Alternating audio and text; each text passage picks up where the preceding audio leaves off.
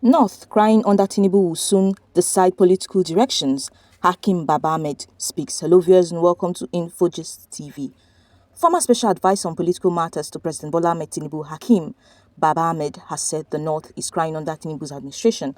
Baba Ahmed said the North will decide its political directions because the administration of former President Muhammadu Buhari made the region wiser. Making the remark in a viral video, the former presidential aide said nobody can become Nigeria's president without the support of the North. Baba Ahmed said in the next 6 months, the North will decide where it stands. If the rest of the country wants to join us, fine. If not, we'll go our ways. One thing is clear, nobody can become president of Nigeria without the Northern support. He lamented the state of the nation and urged Northerners to resist divisive and deceptive politicians ahead of the next general elections. We want a government that understands our problem and can address them. After Buhari's 8 years, we became wiser. Now we are in another government and we are still crying. Is crying all we know how to do? Baba Ahmed lamented that the North suffered greatly during the Boko Haram insurgency, which affected Muslims, Christians, Fulanis, Baju, and others, highlighting the need for unity. Before Buhari became president, Boko Haram was bombing mosques, churches, Abuja and Lagos.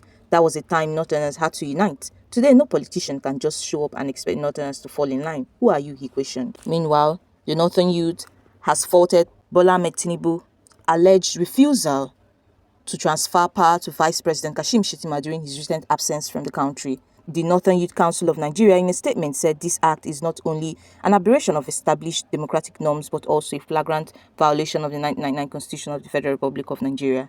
He said the Constitution stipulates the protocols regarding succession and the transfer of powers in instances where the president is incapacitated or unavailable. By failing to adhere to these constitutional provisions, President Tinubu undermines the very foundation of our democratic system and set a troubling precedent for governance in Nigeria, they alleged. This refusal also exacerbates the existing sentiments of alienations felt by the people of the northern Nigeria towards the current administration. It is increasingly apparent that such actions reflect a disdain for the northern populace, raising questions about the inclusivity and fairness of the Tinubu's administration.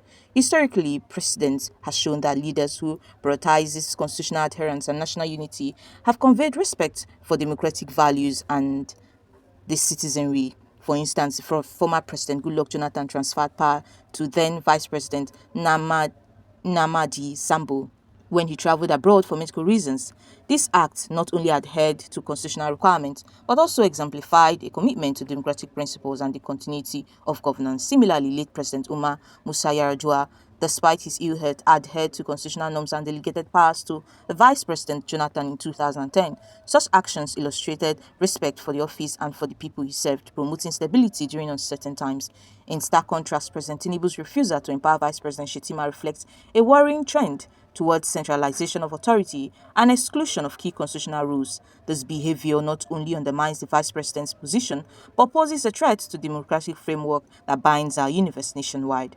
We must collectively demand accountability and respect for our constitutional rights. The Northern Youth Council implores all Nigerians, regardless of regional affiliations, to acknowledge the gravity of the situation and to join us in urging President Muhammadu Buhari to adhere to the principles of democracy. To protect our nation, our leaders must be champions of constitutions, ensuring every citizen feels equally respected and valued. It is time for President Tinubu to reaffirm his commitment to the principles of democracy by immediately transferring power to Vice President Shettima whenever necessary and respecting the sanctity of our governance structure, the statement added. On the other hand, the Minister for State Defense, Bello Matawalle, has dismissed claims that President Bola Ahmed Tinubu is a political liability to northern Nigeria. He affirmed that the president remains dedicated to tackling the region's pressing challenges. In a statement issued by senior aide on politics, Honorable Ibrahim Damalaki Gidan Goga, Matawalle stated that Nigeria's democracy under President Bola Ahmed Tinubu is more stable than ever. He accused those attacking president of relying on propaganda and falsehood in a bid to remain politically relevant. In his statement, our people in the north are wise enough not to be misled by individuals who fail to secure their political future, he said. These are people who once held power but failed to make any meaningful impact. Now they resort to mischief to stay relevant. The minister stressed the importance of and collective support for President Tinubu, particularly in addressing insecurity across the region. We must not allow ourselves to be manipulated into becoming part of the problem. Instead, we must rely and rally behind the president to ensure lasting peace and development in the north, he urged. Matawale accused some political elites of spreading misinformation out of frustrations over their exclusion from political appointments. These individuals are not to be trusted with our future. When given the mandate in the past, they squandered it and now they blame others for their failure. Highlighting progress under President Tinubu's administration, he pointed to the sources of Operation Fasam Yama and other security initiatives, noting that our gallant military and police forces, supported by the president's strategy, has achieved major breakthroughs. Over 65 known bandit leaders were eliminated, hundreds of foot soldiers neutralized, and 200 camps destroyed in time record. He criticized the federal government's detractors for what he described as an unjustified and hypocritical criticism. Where were they when our people were being killed and displaced by bandits? He asked. Instead of offering support or visiting affected communities, they lived in luxury. Now they shed crocodile tears to gain cheap popularities among people they previously abandoned. Matawale further highlighted the peaceful Ramadan and Salah celebrations in many parts of the north as evidence of improved security under President Tinubu. There were significantly fewer reports of bandit attacks and kidnappings. People went about their businesses during the blessed month. This is a proof that the president's efforts are yielding results, even though his critics remain silent. He also cited major infrastructure projects such as the ongoing multi-billionaire Zaria Gusa Talent Mafara Sokoto Expressway and the rewarded Abuja-Kaduna Highway as evidence of the administration's commitment to developing its region. These are projects that have been ignored or abandoned for years. Now they are being revived and executed under President Bola Ahmed Tinubu's regime, he said. Yet some elites continue to overlook these achievements to paint a negative picture.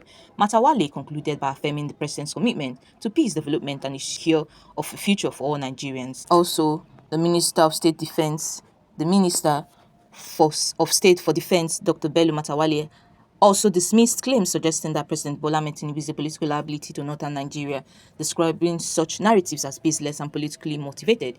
In a statement issued on Friday and signed by his Special Assistant on Political Affairs, Ibrahim Guga, the former Zamfara State Governor declared President Tinubu as an asset to the northern Nigeria and the nation, citing the administration's strident strides in security, infrastructure, and national unity. President Tinubu has demonstrated an uncommon commitment to addressing the challenges facing our region. Those attacking him with propagandas are only seeking relevance after failing to secure their political future, Matawale said. He also accused certain political elites of sponsoring misinformations to cover up their past failures and their exclusions from the current federal government strategic appointment. These individuals had the opportunity to lead but left no meaningful legacy. Today, they parade themselves as defenders of the people, using falsehood and crocodile tears to win sympathy, he added. Matawale praised the president Bola Ahmed Tinubu's led administration's security efforts, particularly Operation Fansanyama, which he said has resulted in the neutralization of over 65 notorious bandit leaders and the destruction of 200 terrorist camps. As security forces backed by President proactive strategies have recorded remarkable successes. The Easter and Ramadan season were among the most peaceful in years for many northern communities, he noted. He highlighted the ongoing federal infrastructure projects, including the Zara Gusa Tala Mafaras Expressway and the Abuja Kaduna Kanu Highway, as evidence of Tinubu's commitment to northern development. These projects were abandoned for years, but President Bola Ahmed Tinubu has revived them. Critics deliberately ignore these achievements because they do not serve their narratives, he said. Matawale urged Northerners not to fall for divisive rhetorics, but to stand united behind the president in pursuit of peace, development, and secure future. We must be part of the solution, not the problem. The North stands to gain more through unity and support for a working leadership.